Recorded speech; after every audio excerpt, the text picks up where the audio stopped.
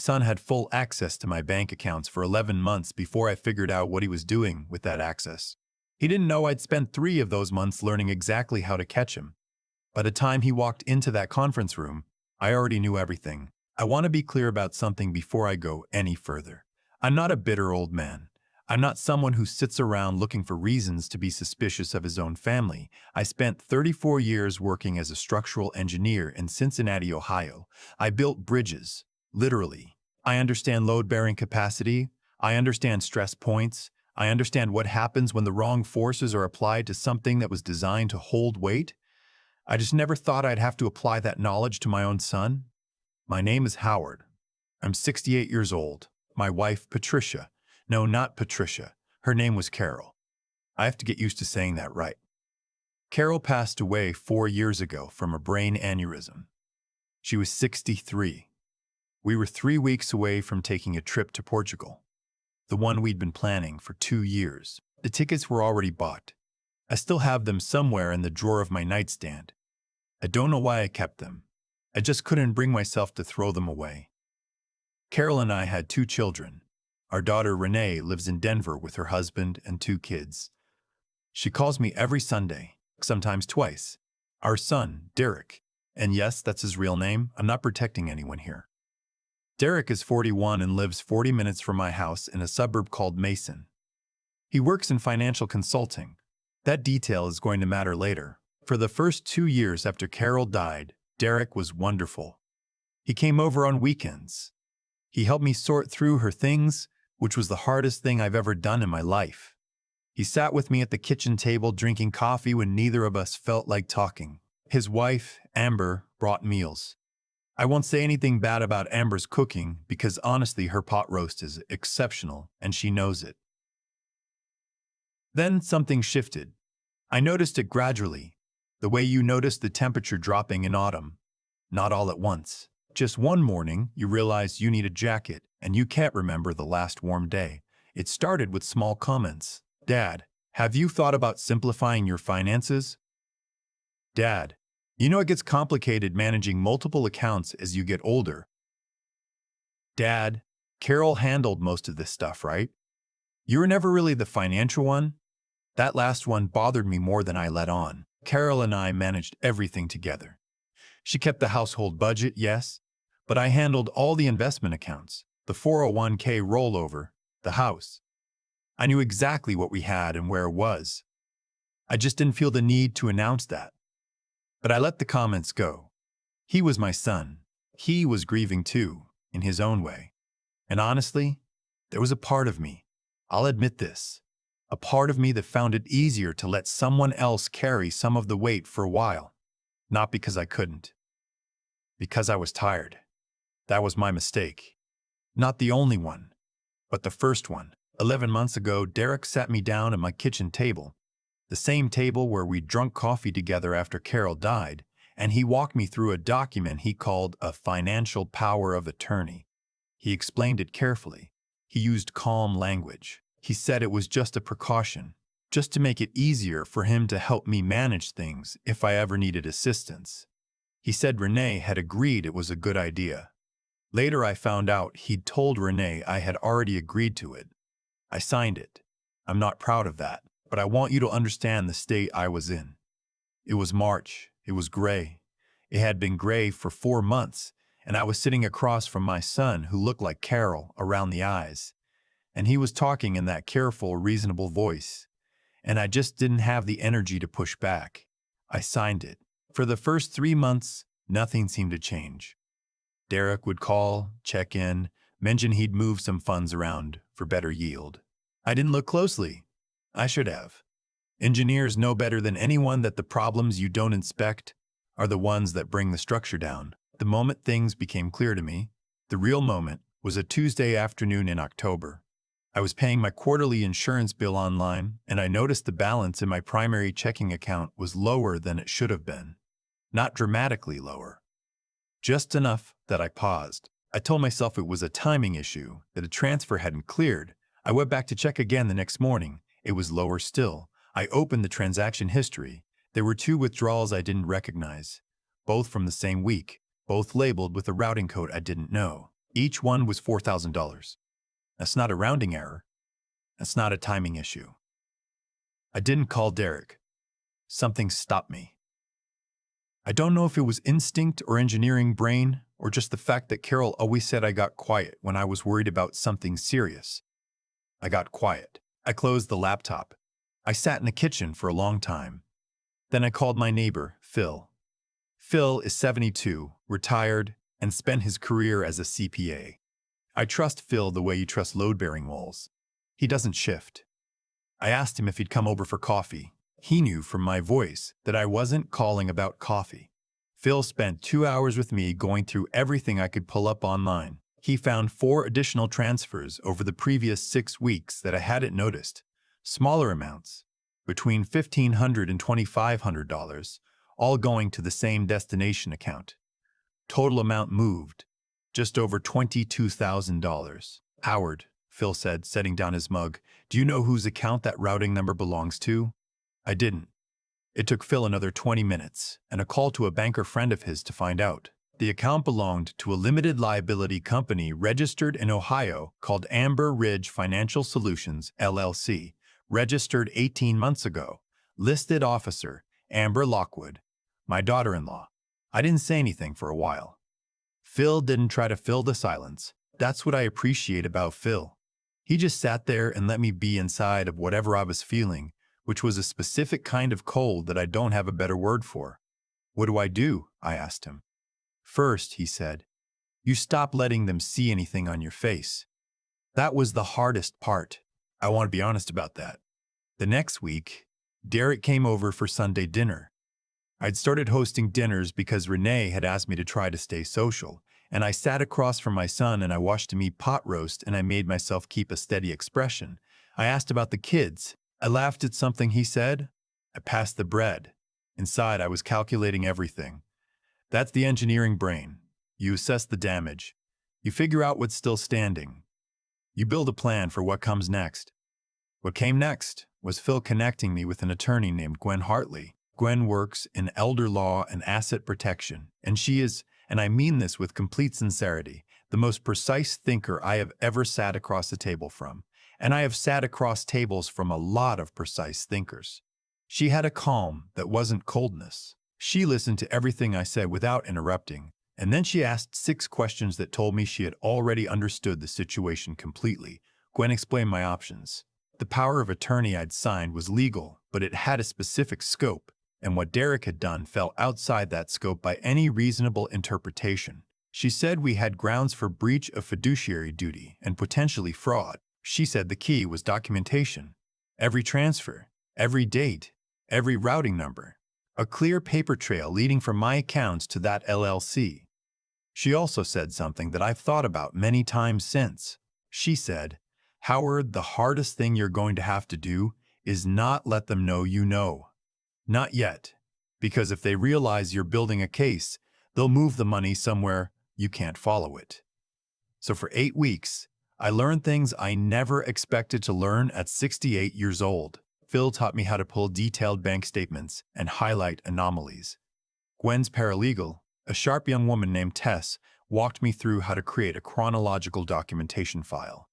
I learned what a forensic accounting review was and why we needed one. I learned the specific legal difference between a power of attorney for convenience and one that authorizes asset management.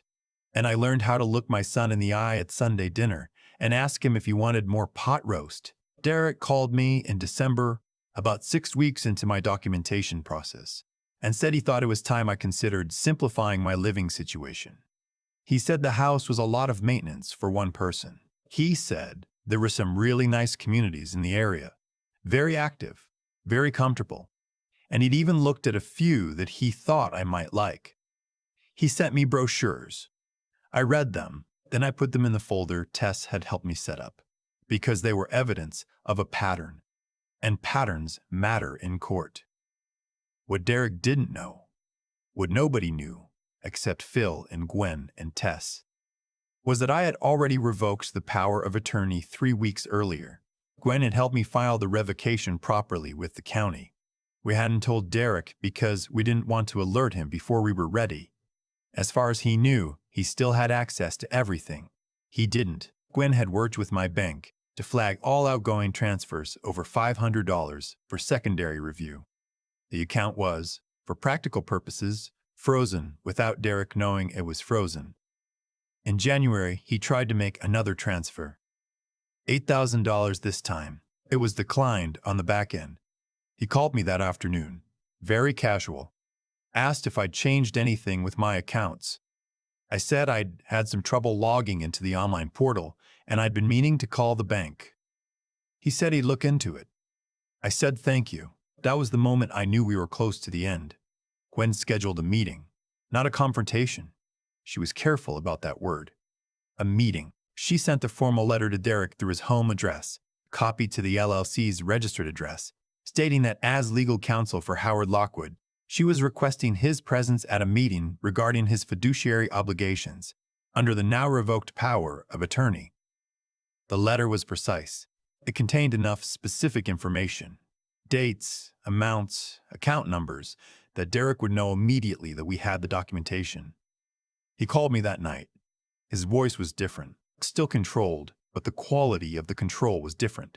It had the texture of something being held together by effort rather than ease. Dad, I got a letter from some attorney. I know, I said. I'd like you to come to the meeting. Silence on the line. Dad, I can explain all of this. There were investment decisions I was making on your behalf. Everything I did was for you. Derek. I waited. Come to the meeting. He was quiet for a long moment. Then, is Renee going to be there? Yes. He said he'd be there. He didn't say anything else. I called Renee after I hung up. I had already told her everything 2 weeks before the letter was sent, because she deserved to know and because I wasn't going to let Derek tell her his version first. That phone call was one of the hardest I've ever had. She cried, not delicately. She cried the way people cry when something they believed about their family turns out to be untrue. I let her cry. I didn't try to fix it. Then I told her what Gwen had told me. That anger is appropriate, but we needed to stay focused on what came next. Renee is tough. She gets that from Carol. The meeting was on a Thursday morning in February in Gwen's conference room on the 4th floor of a building downtown. The room had a long oak table and windows that looked out over the river. I got there early. I sat where I could see the door. Derek arrived with Amber. I hadn't expected that. Amber's face was unreadable when she came in, but her hands weren't. She was gripping her purse strap in a way that told me she was frightened. Good, I thought, and then felt something sad behind that thought. Because I had genuinely liked Amber once, I still liked her pot roast. Renee sat beside me. She didn't look at Derek when he came in. She looked at the table and kept looking at the table, which I knew was her way of staying in control. Gwen opened the meeting without preamble. She laid out the documentation clearly and without drama, the original power of attorney, the revocation, the transfer history, the forensic accounting review showing the $22,000 and some additional amounts we'd identified in a deeper review, bringing the total to just under $31,000, moved into Amber Ridge Financial Solutions over a period of 9 months. Derek started to speak twice. Gwen let him get 2 or 3 sentences in before she quietly placed another document on the table in front of him. He stopped talking. Amber looked at her hands. I watched my son. I had been preparing for this moment for months, and I still wasn't prepared for what it actually felt like.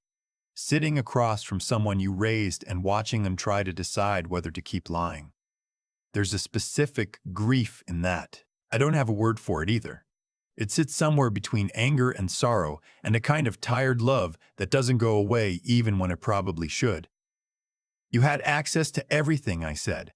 It was the first time I'd spoken in the meeting. I trusted you with everything.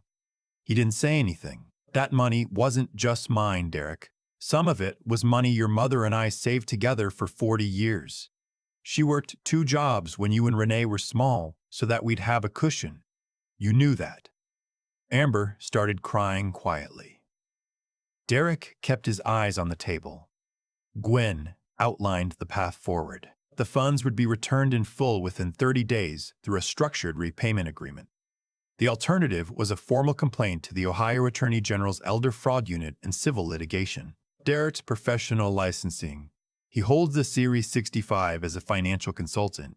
Could be affected by a civil finding of breach of fiduciary duty. They signed the repayment agreement before they left the conference room. I drove home alone afterward. I didn't call anyone right away. I just drove. I took the long way, past the bridge on Route 32 that I'd worked on in 2003.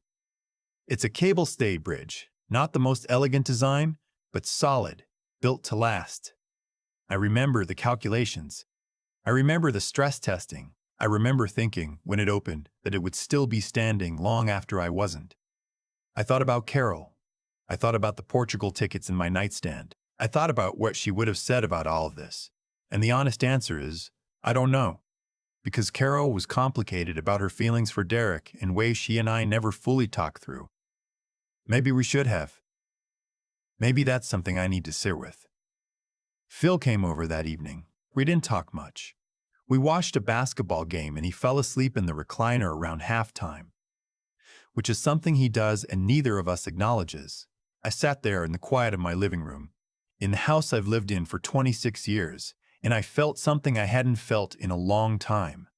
Not happy exactly. Steadier than that. The way a structure feels after you've identified the damage and made the repairs. Not new. Not like it was before, but sound. The money came back. All of it, in 3 payments over 30 days, just as the agreement specified. I put most of it into an account Renee knows about, in a trust that Gwen helped me set up properly. There's a portion I set aside specifically, $18,000, to fund a scholarship at the University of Cincinnati's Engineering College. It's for first-generation college students pursuing civil or structural engineering. It'll be called the Carol Ann Lockwood Scholarship. That was Renee's idea. She called me one Sunday and said, "Dad, what if we used some of the money for something Mom would have liked?" I didn't answer right away. I just stood there in my kitchen for a moment, looking out the window at the backyard where Carol had planted a rose garden she never got to finish. "Yeah," I said. "Yeah, let's do that." I don't know what happens with Derek now. We haven't spoken since February.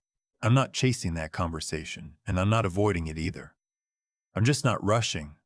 Some loads take time to assess. Some you have to walk away from and come back when you can see them clearly. Renee still calls every Sunday, sometimes twice. Last week I booked a trip to Portugal. Solo this time, 2 weeks in October. I'm going to the bridge in Porto. The Dom Luis I iron lattice opened in 1886, still standing. An engineer named Théophile Serig designed it. He was a student of Gustave Eiffel. I've wanted to see it for 30 years. Carol would have loved it. I'm going anyway. I've been thinking a lot about cause and effect lately. Not in any grand philosophical way. Just in the quiet, practical way that engineers think about things. Every force produces a consequence. Every choice loads weight onto a structure somewhere, and if that structure was never designed to carry that weight, eventually, something gives. Derek made a choice. A series of them, actually. Small and deliberate and carefully spaced so they wouldn't be noticed. And for a while, they weren't. That's the thing about a slow leak. It doesn't announce itself. It just works away at things quietly until one day you notice the floor is soft beneath your feet. What I want to say, and I mean this honestly, not as some polished lesson I'm handing down, is that what saved me wasn't anger. It was paying attention. I spent my whole career paying attention to things other people assumed were fine. A well that looked clean but had a hairline fracture. A load calculation that seemed right but hadn't accounted for wind shear. The difference between what something looks like and what it actually is. That's the whole job. And I had let myself stop doing that job when it came to my own life. That's on me. When Phil sat across from me at that kitchen table and showed me those numbers, I had 2 choices. I could collapse under the weight of what my son had done. Or I could get to work. I chose to get to work. Not because I'm some exceptionally strong person, but because Carol didn't raise me to sit still when something needed fixing, and because Gwen and Phil and Tess showed me that there were still people in my corner, people whose integrity was exactly what it appeared to be. You find out who those people are when things get hard. Pay attention to that. It matters more than almost anything else. The intelligence required to protect yourself isn't the kind they teach in school. It's slower. It's the willingness to look clearly at something you desperately want to misunderstand. Derek was my son. I wanted every one of those transfers to be a mistake. I wanted to be wrong. Being right cost me something I haven't fully finished grieving. But the willingness to look anyway, to pull up the statement, to call Phil, to walk into Gwen's office and tell the truth about what was happening. That was the only thing that gave me any ground to stand on. And the grit it took wasn't dramatic. It was $31,000 I had to sit on for 3 months without flinching.